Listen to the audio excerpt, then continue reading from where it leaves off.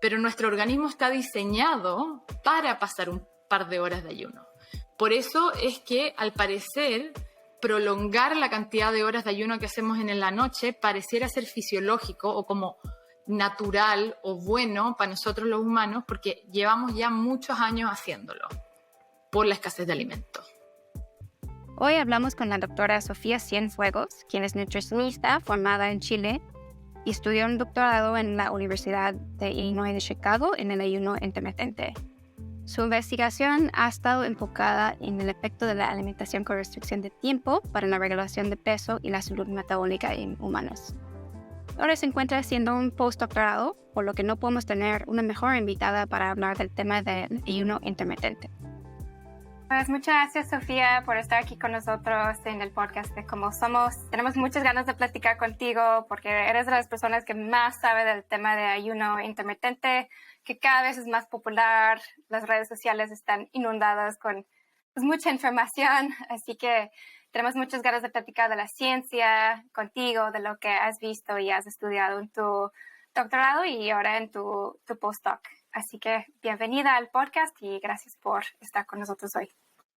Gracias por la invitación, emocionada de estar aquí y de contarles todo lo que sabemos y la información que tenemos sobre ayuno, que cada día tenemos un poquitito más de información, así que feliz de actualizar también lo que he contado quizás en otros podcasts o en otras situaciones. Buenísimo. Y incluso antes de entrar al tema, platícanos un poco de ti, por qué decidiste estudiar nutrición, qué te motivó. Bueno, yo llevo harto tiempo en nutrición. Yo empecé a estudiar nutrición en el 2009. Empecé estudiando en Chile. Ahí hice mi undergrad, o sea, hice como de la carrera básica.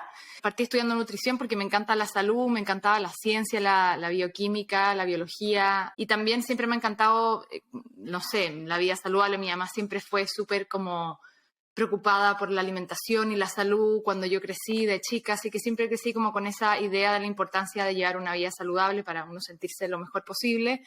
Así que estudié nutrición, me encantó, pero me di cuenta que cuando me gradué del undergrad trabajé como clinician, o sea, en clínica, viendo pacientes, y me di cuenta que lo mío quizás no era tanto la clínica, así que decidí seguir estudiando, hice una maestría, me vine acá a Estados Unidos, vine a Chicago.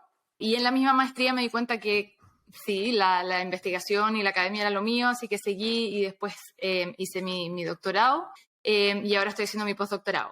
Y en el doctorado fue donde empecé estudiando, me empecé a meter en todo este mundo del ayuno intermitente y la alimentación con restricción de tiempo, o el time restricted eating, que es lo que nosotros, o por lo menos lo que yo he investigado estos últimos años.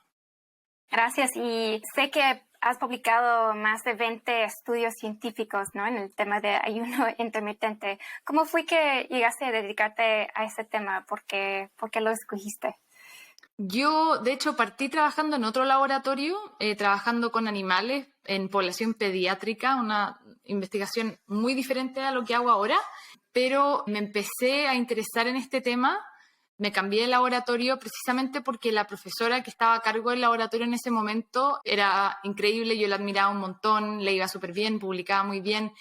Partí estudiando ayuno muy escéptica, ¿eh? No crean que yo siempre fui una ayunante y siempre quise estudiar ayuno intermitente, como que llegué un poco como por suerte a este laboratorio porque quería investigar en humanos, quería investigar, hacer clinical trials, me gustaba, pero no necesariamente por el ayuno. De hecho, cuando empecé a estudiar ayuno intermitente llegué un poco asustada porque venía un poco con el conocimiento más tradicional de la nutrición de no pases muchas horas sin comer porque se te va a enlentecer el metabolismo, y llegué un poco con esa idea. Entonces, cuando empecé a estudiar esto, llegué bastante escéptica, y a medida que fue pasando el tiempo, que fui haciendo los experimentos, viendo qué pasaba con los pacientes, viendo cómo funcionaba en la vida real, fue cuando empecé a cambiar y a darme cuenta de que wow, sí, puede ser una herramienta increíble en ciertas situaciones.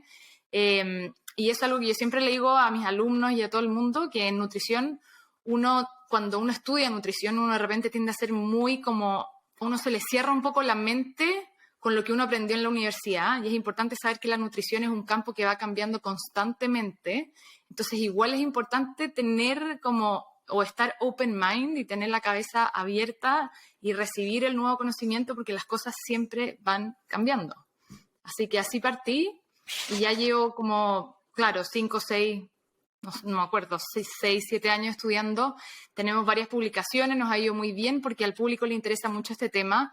Así que hemos tenido suerte de que cada uno de los estudios que hemos hecho lo hemos podido publicar en buenas revistas. Así que muy agradecida por eso. Entiendo que estudias más que nada el time restricted eating, ¿no? ¿Cómo definirías el ayuno intermitente? Porque sé que hay muchos tipos. Claro.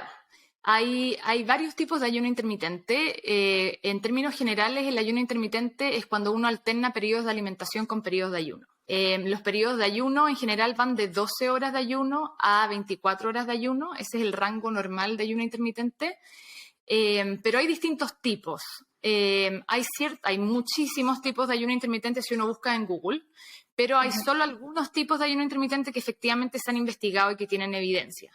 Los que más se han investigado, en primer lugar, el que primero se empezó a investigar es uno que se llama Alternate Day Fasting o ayuno del día alterno, que ese fue el tipo de ayuno que de hecho la PI, el Principal Investigator de mi laboratorio, Krista, empezó investigando ese tipo de ayuno intermitente y es básicamente cuando uno alterna un día de comer normal y al día siguiente uno hace un día de ayuno. Ese ayuno puede ser un ayuno completo, 24 horas de ayuno, o sea, sin comer nada, o puede ser un día de very low calorie diet, o sea, de comer 500, 400 calorías. Y después el día siguiente uno come normal y así sucesivamente. Hay otro tipo de ayuno que también se ha investigado bastante, que es parecido a ese, que se llama The 5-2 Diet o la dieta del 5-2, en el que uno hace 5 días de alimentación normal a la semana y uno hace 2 días de ayuno. Y esos días de ayuno pueden ser consecutivos o pueden ser no consecutivos. Lo más común es que sean no consecutivos. Entonces uno hace 2 días a la semana, por ejemplo, los martes y los sábados yo voy a hacer ayuno y ese ayuno puede ser o ayuno completo, sin comer nada, o también 400, 500 calorías. Y después el tercer tipo de ayuno, que es el que más se está investigando ahora, que es el que probablemente casi todos ustedes han escuchado, que es el que yo me he dedicado a investigar más que nada, es el que se llama Time Restricted Eating. También lo pueden encontrar como Time Restricted Feeding, pero ese término ya cambió porque feeding se usaba más para animales. Y este tipo de ayuno intermitente, en español sería alimentación con restricción de tiempo, es cuando uno acorta la cantidad de horas en las que uno come todos los días y uno alarga la cantidad de horas de ayuno. Todos nosotros hacemos ayuno en la noche, desde lo último que comemos en el día hasta lo primero que comemos al día siguiente, todos nosotros hacemos ciertas horas de ayuno. Pero nos hemos dado cuenta que este último tiempo, cada vez los seres humanos estamos haciendo ventanas de ayuno nocturnas más cortas. Y al parecer eso está asociado con más problemas a la salud. Entonces este tipo de ayuno lo que pretende hacer es alargar la cantidad de horas en las que uno ayuna en la noche. O sea, en vez de ayunar, por ejemplo, 8 horas, que es lo que casi todo el mundo ayuna, ayunar 12 o ayunar 14 o ayunar 16 y acortar la cantidad de horas en las que uno come a 10 horas, 8 horas, 6 horas o 4 horas. Entonces, ese es el tipo de ayuno que yo investigo. Hay otros tipos de ayuno. Hay otro tipo de ayuno que se llama the Fasting Mimicking Diet, que no es un ayuno como tal, porque es una dieta que imita el ayuno y se hace 5 días al mes. Pero esos 4 tipos de ayuno serían los que tienen más evidencia científica. Todos los otros tipos de ayuno que de repente las personas hablan, OMAD, no tienen tanta evidencia.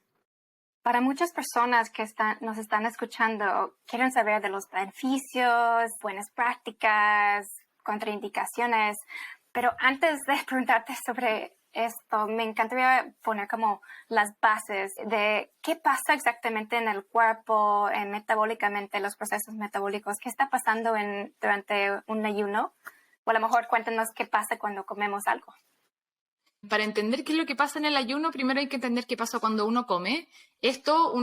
Puedo hablar 10 horas de esto y puedo irme mucha bioquímica, pero en términos muy simples, lo que pasa cuando uno come o cuando uno está durante el día comiendo, lo que hace es que en primer lugar tu sistema digestivo trabaja para poder digerir esos alimentos, después tu cuerpo los absorbe, los manda al hígado y tu hígado va a, en el fondo, hacer distintas cosas con estos alimentos. Algunas las va a transformar a energía, a ATP, otros alimentos los va a guardar, los va a almacenar, en el fondo va a trabajar para poder, en el fondo, utilizar y guardar lo que venga de la dieta. Entonces, tu cuerpo y tu metabolismo están más que nada enfocados en utilizar lo que llega de la dieta, guardarlo y sobrevivir en base a eso, en base a lo que acaba de llegar, básicamente. Pero cuando nosotros hacemos ayuno, esto cambia. ¿Por qué? Porque nuestro cuerpo ya no está completamente enfocado en guardar, organizar lo que llega de la dieta, sino que nuestro cuerpo está más enfocado en qué es lo que está pasando por dentro. Entonces, cuando nosotros dejamos de comer, a nosotros la cantidad de azúcar en la sangre va a bajar un poco porque no estamos recibiendo azúcar desde afuera. Entonces, tu cuerpo va a empezar a hacer distintos mecanismos para poder mantener ese azúcar estable y para poder mantener todo el organismo funcionando en la falta de alimento. Entonces, aproximadamente después de 12 horas de ayuno, tu cuerpo va a agotar las reservas de azúcar en tu cuerpo. Ya todos nosotros guardamos azúcar en el cuerpo en forma de glucógeno, en el hígado, en los músculos, en distintas partes. Y las primeras 12 horas de ayuno, tu cuerpo va a vivir en base a ese reservorio de azúcar, de glucógeno.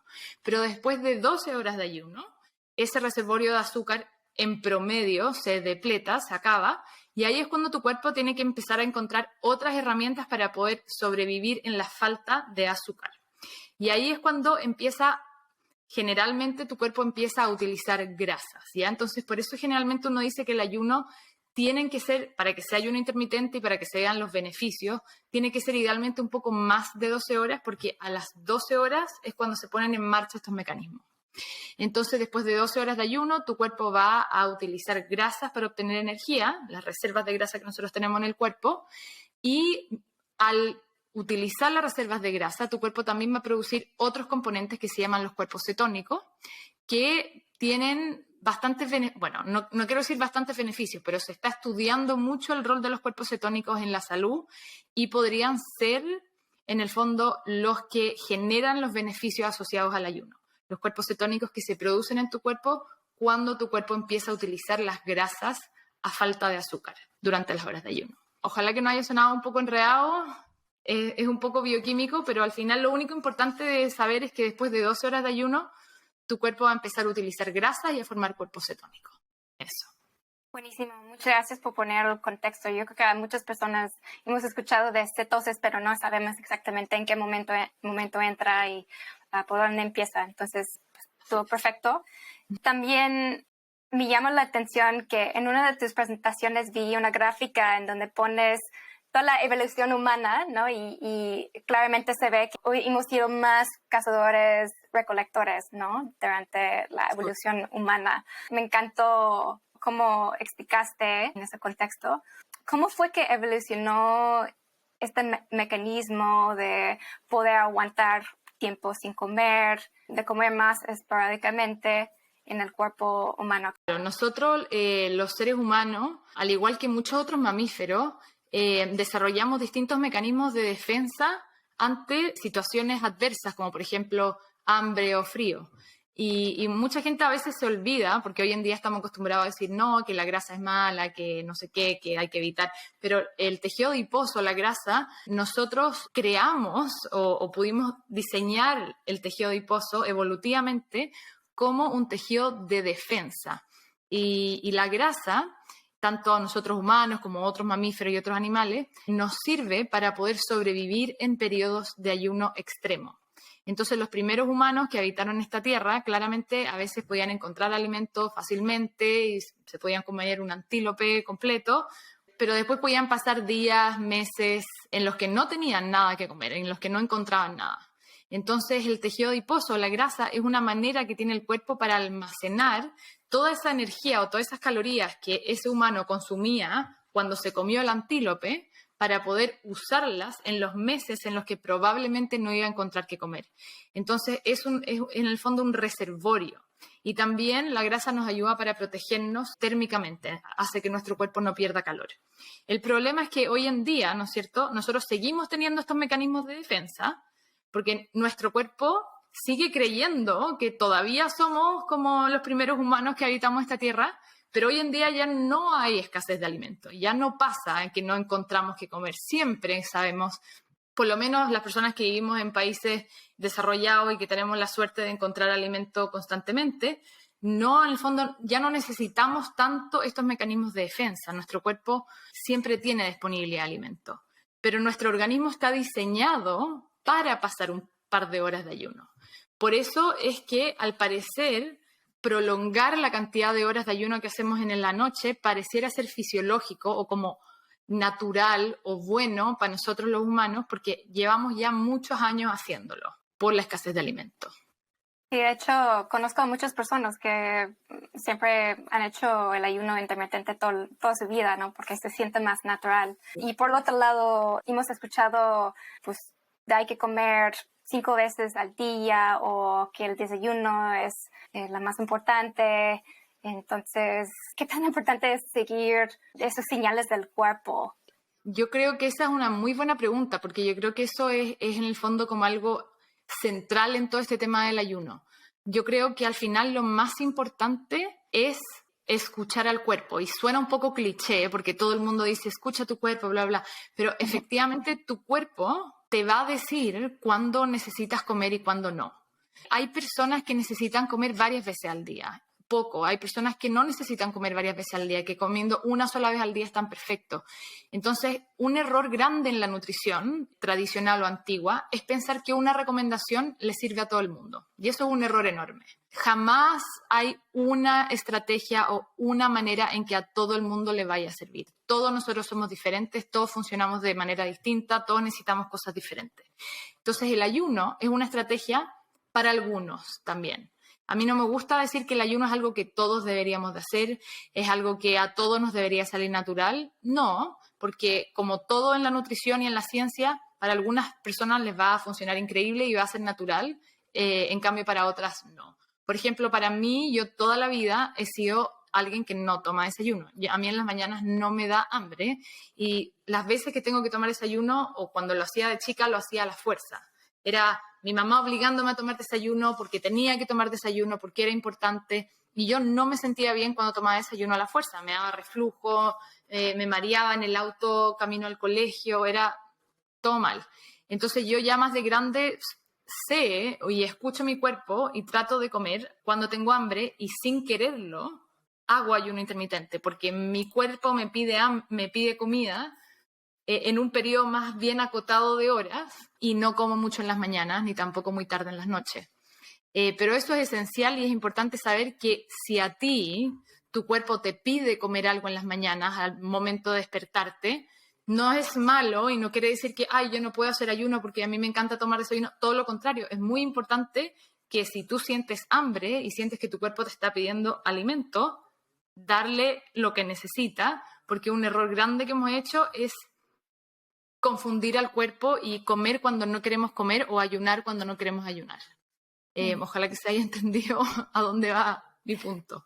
Sí, claro, es un cliché escuchar al cuerpo, pero ya tenemos ciencia, ¿no? Y ahora sí me encantaría platicar de ese tema de los beneficios. Sabes más que cualquier persona de los beneficios. ¿Cuáles son los beneficios principales, mejor documentados y estudiados del ayuno intermitente? Ya, esa también es una muy buena pregunta, porque una cosa son los beneficios y otra cosa son los beneficios mejor estudiados. Porque también, si uno se mete a Google y uno escribe cuáles son los beneficios del ayuno intermitente, a uno le van a salir una lista gigante de 4 millones de beneficios distintos. Y eso no es verdad. Mucho de la investigación que se ha hecho en ayuno se ha hecho en animales. Yo es algo que he repetido varias veces. Y claramente cuando uno investiga en animales, los resultados que uno ve cuando uno investiga ayuno intermitente en animales son resultados que no son extrapolables para humanos. ¿Por qué? En primer lugar, porque, por ejemplo, un ratón se muere de inanición a las 48 horas de ayuno. O sea, se muere de starvation, o sea, de inanición. Entonces, si uno hace ayunar a un ratón por 16 horas, haciendo el clásico 16-8 que todos conocemos, esas 16 horas no son lo mismo que hacer a un humano ayunar por 16 horas. Sería como hacer ayunar a un humano por, no sé, 6 semanas. Entonces, la longitud del ayuno entre un animal y un humano es distinta. También cuando uno hace investigaciones en animales, uno está en ambientes muy controlados, uno le da la comida al ratón, uno sabe precisamente cuándo está comiendo, cómo, cuándo, por qué. En cambio, en humanos no sabemos, la investigación es un poco más como sucia, no sé si sucia es la palabra, pero un poco menos rigurosa, porque no podemos tener a todos los humanos en un laboratorio por un año. Entonces los resultados en animales no son extrapolables a humanos. ¿Y por qué digo esto? Porque en ayuno se han visto extremadamente buenos resultados en animales, ¿ya? Se ha visto que los animales envejecen más lento, se ha visto que la progresión de enfermedades completamente se frena, animales con cáncer, con Alzheimer, con varias enfermedades comunes, se ha visto que las enfermedades pueden hasta progresar mágicamente con el ayuno. Y esto es algo que claramente es muy esperanzador y a uno le genera como una especie de fascinación por el tema, pero es importante de nuevo entender el contexto, cómo se hacen estos estudios y no sabemos si es que eso también puede pasar en humanos o no, porque lo que hemos visto en humanos no es tan fabuloso como lo que hemos visto en animales. Entonces los beneficios que hemos visto en humanos, que están mejor documentados, en primer lugar es baja de peso. Hemos visto que las personas cuando hacen ayuno intermitente, el tipo de ayuno intermitente o de time restricted eating, que es el tipo de ayuno intermitente que yo investigo, que más se investiga, el que más se ha estudiado es el famoso 16-8, ¿ya? Que son 16 horas de ayuno, 8 horas de alimentación. Y este tipo de ayuno intermitente ha visto que las personas bajan de peso, como un 4 o 5% de su peso inicial en 2 meses aproximadamente. Las personas mejoran en cuanto a marcadores de salud cardiovascular, les mejora la presión arterial. Marcadores bioquímicos de lípidos no cambian mucho, no hay mucho cambio en triglicéridos ni colesterol, pero sí hay cambios bastante favorables en cuanto a marcadores relacionados con la diabetes, la resistencia a la insulina o la prediabetes, ¿ya? Mejora la glucosa, mejora el A1C, o sea, la glucosa glicosilada, hemoglobina glicosilada, perdón, estoy muy acostumbrada a hablar estos términos en inglés. Mejora el A1C, mejora también las insulinas en ayuno y las insulinas postprandiales. Entonces, los beneficios más o mejor documentados, diría yo, están relacionados con el peso, presión arterial y prevención de la diabetes y de la resistencia a la insulina. Eso es lo más estudiado. También hemos visto que el ayuno intermitente podría potencialmente tener un efecto en reducir el apetito. Hemos visto algunos estudios que han visto que a las personas les mejora la saciedad, o sea, tienen más saciedad y menor apetito después de hacer ayuno intermitente. Y también hemos visto que marcadores oxidativos tienden a disminuir. Por lo tanto, el ayuno intermitente podría actuar como una estrategia antioxidante para el cuerpo, para disminuir la oxidación del cuerpo. Ahora, eso es lo que tenemos por el momento, porque todos los estudios que tenemos son, por así decirlo, a corto plazo. No tenemos estudios más largos de un año y medio. Claramente en el futuro vamos a poder ver si es que el ayuno sirve para evitar enfermedades como el cáncer o el Alzheimer o quizás potencialmente enlentecer el envejecimiento, que es una de las promesas más grandes del ayuno. Pero por el momento, como te dije, lo que tenemos así claro, baja de peso, mejora en presión y mejor como glucorregulación en general, o sea, prevención de diabetes, prevención de prediabetes y de resistencia a la insulina. Entiendo que también estudiaste los tiempos de alimentación. Si acortaran, por ejemplo, de 6 horas a 4 horas, no sé si vieron algún impacto positivo o si hubo alguna diferencia. Sí, uno de los primeros estudios que publiqué fue comparando 2 ventanas cortas de ayuno intermitente. O sea, haciendo 4 horas de alimentación y 20 horas de ayuno o haciendo 6 horas de alimentación y 18 horas de ayuno. Vimos que los resultados al parecer se veían mejores que los resultados de los estudios en los que se hacían 8 horas de alimentación y 20 horas de ayuno, pero entre la ventana de 4 horas y la de 6 horas no había mucha diferencia. Eso lo que quiere decir para nosotros es que hacer una ventana de alimentación más corta que 6 horas, o sea, hacer una ventana de alimentación de 4 horas o más corta, no necesariamente es mejor. Pero, al parecer, una ventana de alimentación de 6 horas sí pareciera ser mejor que una ventana de 8 horas. Entonces, eso es algo que acabamos de, como, no sé si descubrir, pero notar que una ventana, el clásico 16-8, que es el que más he estudiado, genera beneficios que son bastante parecidos a los que genera una restricción calórica normal. Pero si uno acorta un poco más esa ventana a 6 horas, o sea, hacer 18 horas de ayuno y 6 horas de alimentación, los beneficios parecen ser más marcados. Entonces, por ejemplo, ahora yo voy a empezar en un mes más un nuevo estudio con alimentación con restricción de tiempo para mujeres con síndrome de ovario poliquístico, porque es una enfermedad que está muy relacionada con la resistencia a la insulina, y nosotros ya sabemos que el ayuno tiene un efecto bastante favorable en mejorar la resistencia a la insulina y la sensibilidad a la insulina. Diseñamos este estudio haciendo un 18-6, o sea, 6 horas de alimentación, 18 horas de ayuno, y no quisimos usar el clásico 16-8 porque sabemos que los beneficios no son tan marcados como con una ventana más corta. Así que ahí veremos qué pasa. Sí, ahí veremos. Suena súper interesante. Y sé que también publicaste algo de la testosterona. ¿Vieron algunos otros efectos de hormonas o algunos insights ahí? Claro, este último año yo he estado bastante enfocada en todo lo que tiene que ver con ayuno y salud hormonal, más que nada en mujeres, precisamente por este estudio que vamos a empezar de ayuno intermitente. Y claro, lo que vimos, mucha gente que es detractora del ayuno, porque como todo en nutrición hay personas que aman el ayuno y personas que odian el ayuno. Muy poca gente tiene una visión neutra, pero muchas de las personas que odian el ayuno, que dicen que el ayuno es terrible, dicen que el ayuno altera las hormonas de las mujeres. Dicen que las mujeres, todos sus ciclos se van a alterar, el estrógeno disminuye, la progesterona también, que todo se altera y que es un desastre. Entonces nosotros hicimos varios subanálisis de data que ya teníamos y nos dimos cuenta que no, que las hormonas en mujeres no cambian. Las hormonas se mantienen bastante estables, no hay fluctuaciones importantes de estrógeno, de progesterona, de LH, no hay. Lo único que sí cambió, la única hormona que sí vimos que disminuyó significativamente en mujeres es la testosterona, ¿ya? Y eso es un buen marcador, porque disminuir niveles de andrógenos en mujeres, sobre todo en mujeres con exceso de peso, es un buen marcador, porque los andrógenos están relacionados con la hiperinsulinemia o con la resistencia a la insulina.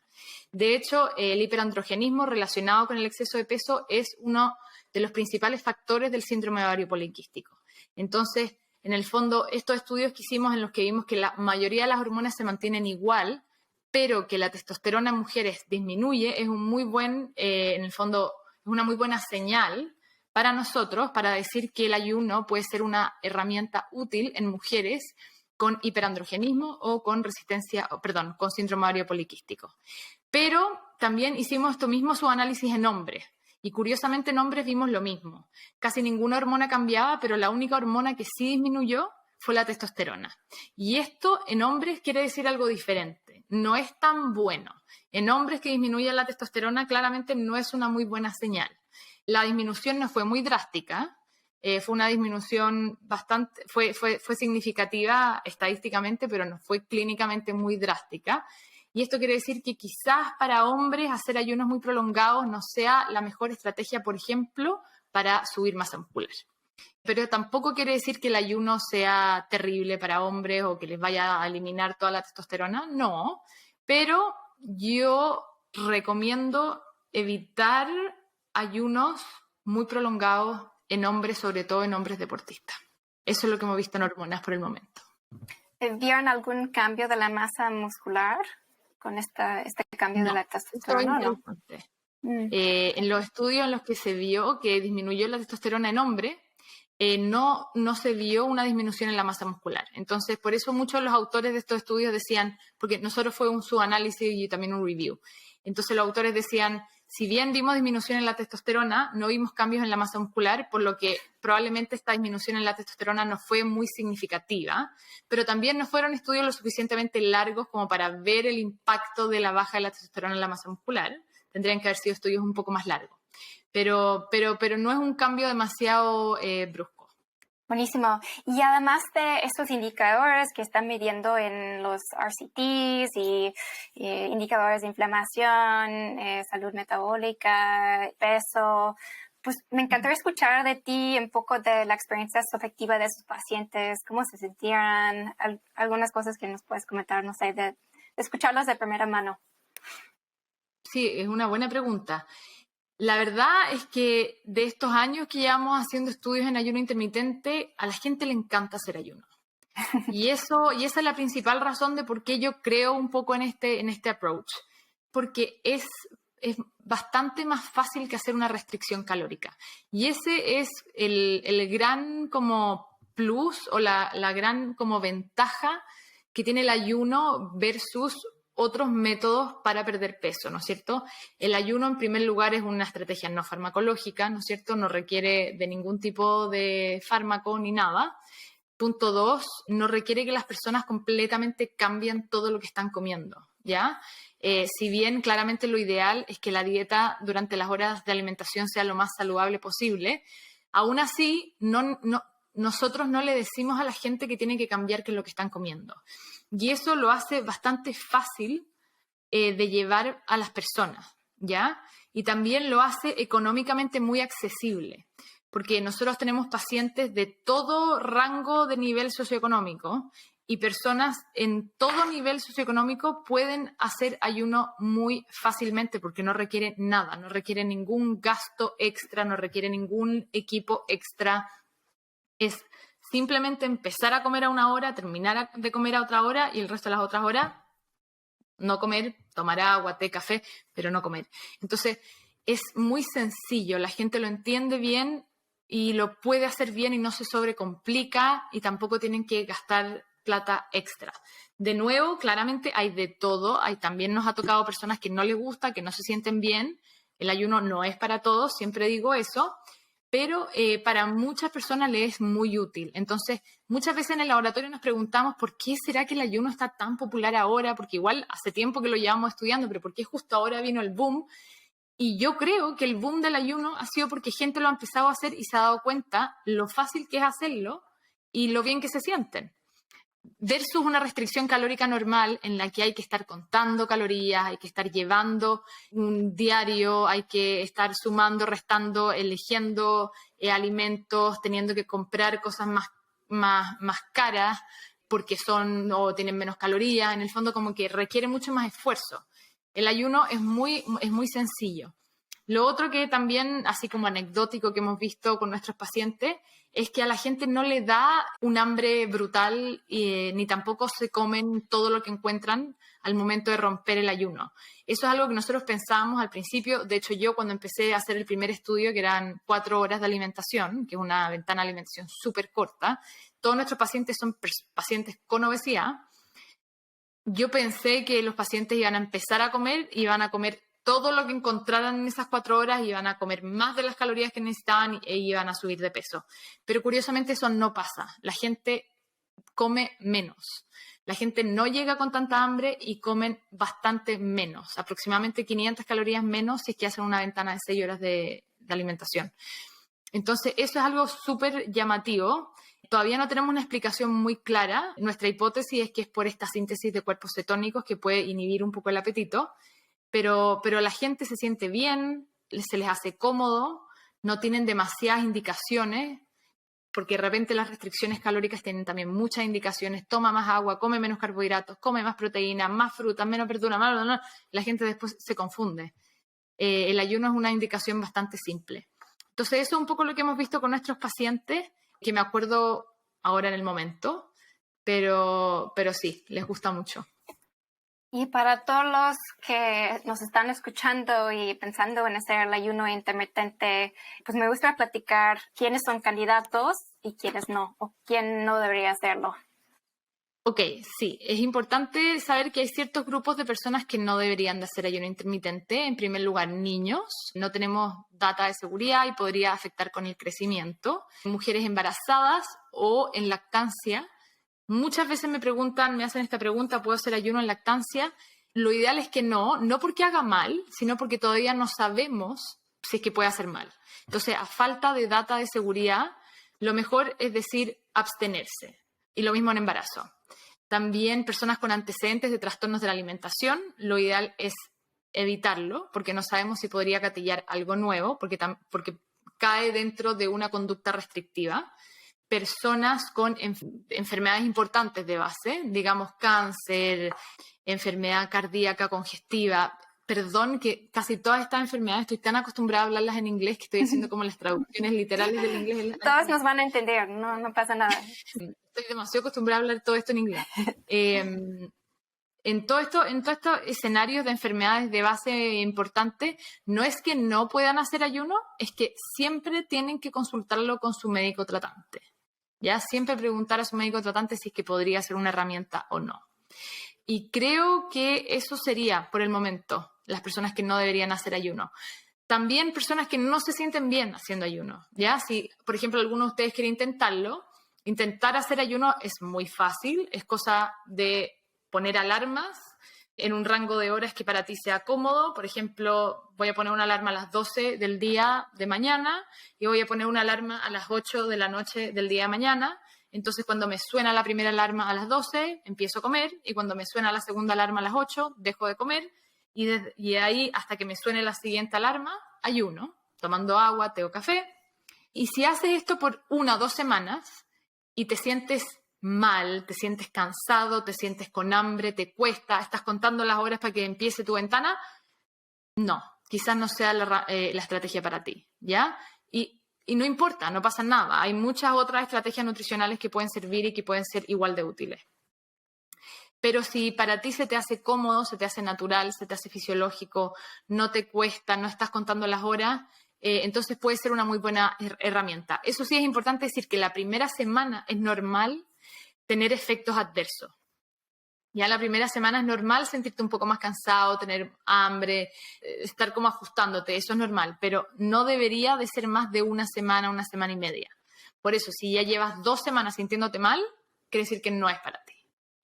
Entiendo que también que para la gente que tiene resistencia a la insulina o la diabetes tipo 2, hay algunas otras consideraciones, porque entiendo que has hecho un estudio con este enfoque. Sí, esto es algo que, por ejemplo, yo el año pasado le decía que personas con diabetes 2 no hicieran ayuno. Esta recomendación yo diría que ya cambió. Nosotros estamos terminando nuestro estudio de ayuno y diabetes tipo 2 y hemos visto muy buenos resultados. Hemos visto muy buenos resultados y me atrevería a decir que hasta casi mejores resultados que los que se ven en la población sin diabetes. Entonces creo que podría ser una herramienta bastante útil en personas con diabetes tipo 2. Pero siempre tiene que ser de la mano del médico. ¿Por qué? Porque hay que disminuir la cantidad de medicamentos que están tomando, sobre todo en las horas de ayuno. Entonces, a nosotros, a todos nuestros pacientes que están tomando sulfonilureas, que están tomando, usan insulina, nosotros todos esos medicamentos los tenemos que disminuir y tenemos que cambiar el esquema de medicamentos para evitar hipoglicemia, ¿ya? Por eso, en diabetes tipo 2 es súper importante que lo hablen con su médico, sobre todo, especialmente si están tomando sulfonilureas o insulina. Si solo están con metformina, no hay tanto riesgo de hipoglicemia, pero sulfonilureas o insulina, sí. Pero hemos visto bastante buenos resultados. Con resistencia a la insulina es una muy buena estrategia y lo pueden hacer sin mayores consideraciones, pero diabetes tipo 1 no tenemos data, ¿ya? Entonces, pacientes con diabetes tipo 1, ahí yo diría mejor evitarlo, porque todavía no tenemos data de seguridad y por el esquema de insulina en diabetes tipo 1 podría haber bastante riesgo de hipoglicemia.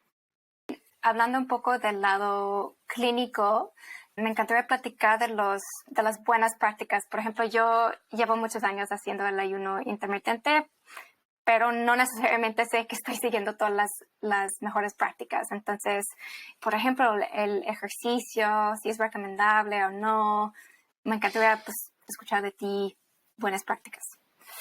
Claro, estas son como buenas prácticas, claro, no necesariamente algo que hemos visto en los estudios, pero esto es como nutrición en general, ¿no es cierto? Cuando uno hace ayuno intermitente, uno de los posibles riesgos es perder masa muscular.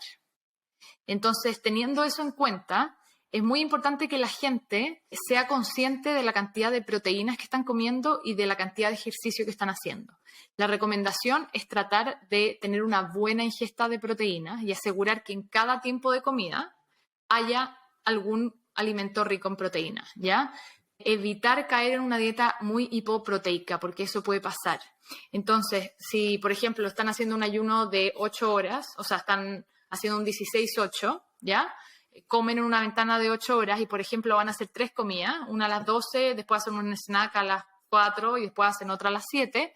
Siempre asegúrense que en esas 3 comidas hayan una buena cantidad de proteínas. ¿Cuánta proteína deberían de comer? Alrededor de 1.2 gramos de proteína por cada kilo de peso que tienen, ¿ya? Eso lo dividen por 3 y esa es la cantidad de proteínas que deberían de comer en cada comida. Claramente esta es una recomendación muy general, ¿ya? Esto va a variar dependiendo de la persona, dependiendo de cuánto ejercicio hacen, pero esto es como un poco en promedio. Y lo otro es hacer ejercicio, muy importante, ¿ya? Traten de no hacer ayuno sin hacer ejercicio, porque de nuevo, cuando uno no usa los músculos, es más probable que uno los pierda. Entonces, muy importante, una buena ingesta de proteína y también muy importante hacer ejercicio frecuente. Ya 3-4 veces a la semana diría yo mínimo. No tiene por qué ser 1 hora, pueden ser media hora, 40 minutos, pero sí debería ser por lo menos 3 o 4 veces a la semana de ejercicio. Lo ideal es hacer ejercicio de fuerza, resistencia, pero la verdad no me importa. Cualquier ejercicio que hagan ya es suficiente, ¿ya? ¿Cuándo hacer ejercicio? Esta es otra pregunta bastante común, si lo hago durante las horas de ayuno o durante la ventana de alimentación. El escenario ideal es hacer ejercicio durante tu ventana de alimentación o después de tu ventana de alimentación, ¿ya? Por ejemplo, si tu ventana de alimentación es desde las 12 del día hasta las 8 de la noche, lo ideal es que hagas ejercicio durante esa ventana o después, o por ejemplo en la noche, a las 8, a las 9. ¿Por qué? Porque así uno se asegura de que tu cuerpo tiene alimentos para utilizar durante el ejercicio. Cuando uno hace ejercicio en ayunas, es posible que algunas personas usen los mismos músculos como sustrato energético para el deporte. Entonces, lo ideal es evitar hacer ejercicios de muy alta intensidad durante las horas de ayuno. Ahora, yo hago ejercicio durante las horas de ayuno, ¿ya? O sea, lo ideal es no hacerlo durante las horas de ayuno, pero yo sí lo hago durante las horas de ayuno porque yo estoy acostumbrada a hacer deporte en ayunas, estoy acostumbrada a hacer deporte en las mañanas, pero como sé que estoy haciendo deporte en ayunas y que tengo riesgo de quizás romper un poco más músculo, me preocupo de que durante mi ventana de alimentación haya una buena cantidad de proteína, ¿ya?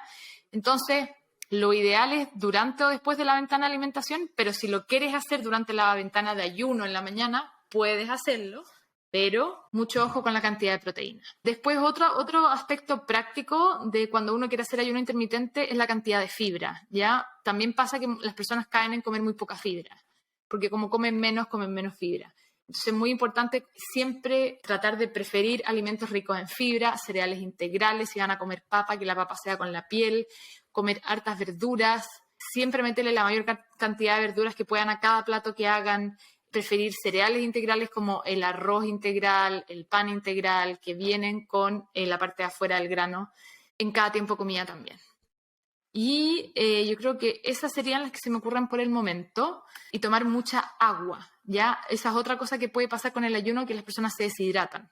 Entonces, siempre tomar mucha agua durante las horas de ayuno y también durante la ventana de alimentación, asegurar una muy buena ingesta de agua. ¿Y electrolitos también?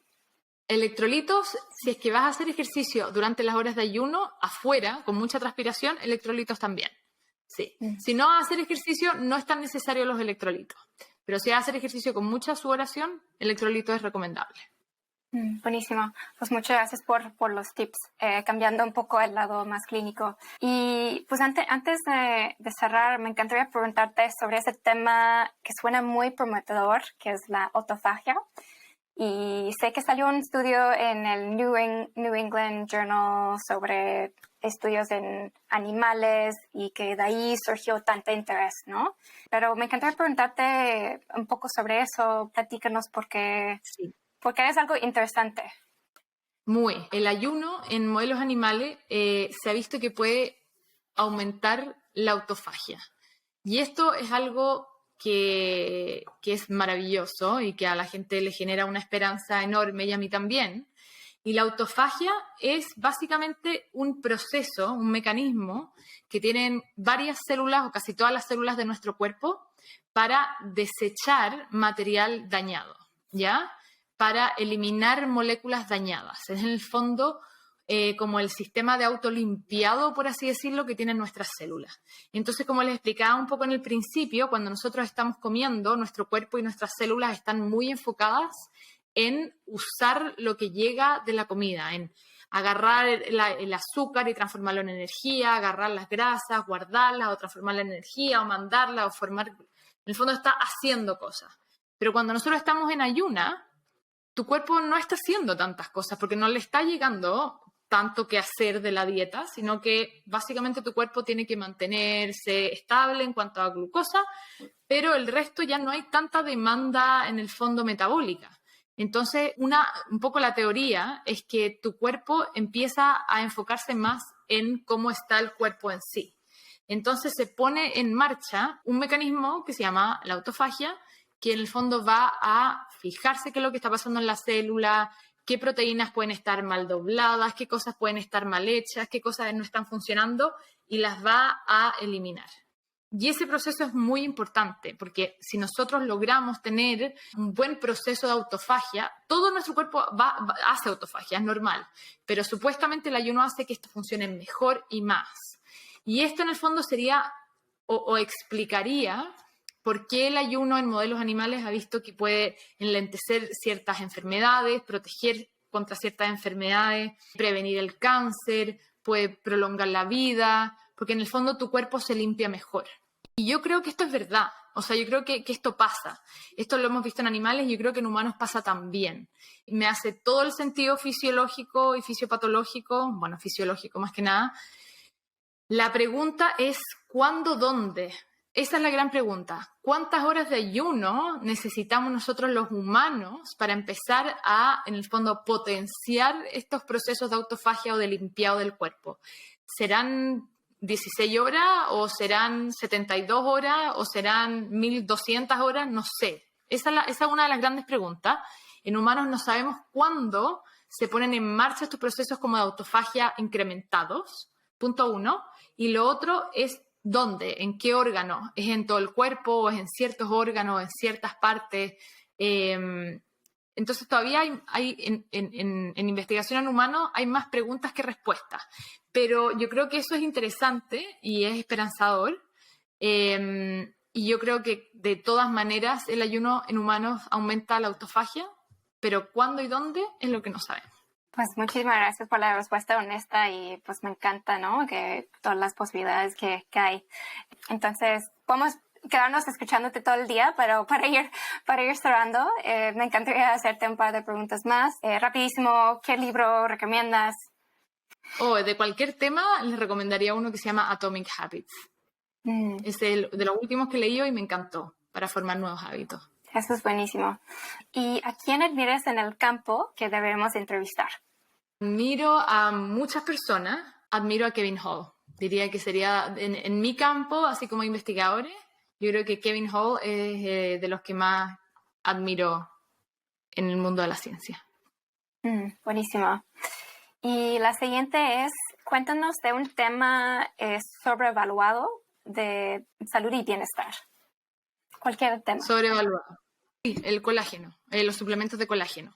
Yo creo que es un tema que todo el mundo habla, que todo el mundo quiere, que todo el mundo se pregunta, pero el impacto que tiene es bastante bajo, incluso menor que un suplemento de proteína común y corriente. Así que ese sería un tema que siento que está muy sobrevalorado. Buenísimo. Y al otro lado, cuéntanos de un tema que está muy undervalued en temas de salud y bienestar. Un tema que está muy undervalued. Yo creo que, no sé si está muy undervalued, pero yo creo que es el cocinar en la casa.